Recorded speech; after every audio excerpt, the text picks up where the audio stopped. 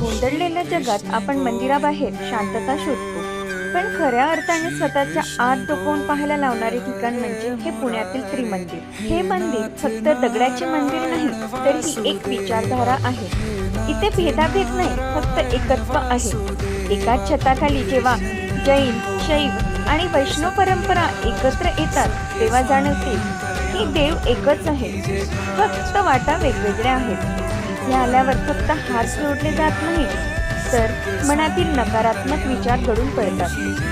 तुम्हाला विचार पेटला असेल इतकं सुंदर मंदिर कुठे आहे, तर थांबा मी सांगते तुम्हाला.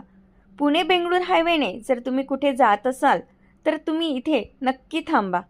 थोडा वेळ स्वतःला द्या, कारण कधीकधी प्रवासापेक्षा अशा शांत थांब्यामुळे आयुष्य जास्त सुंदर होतं.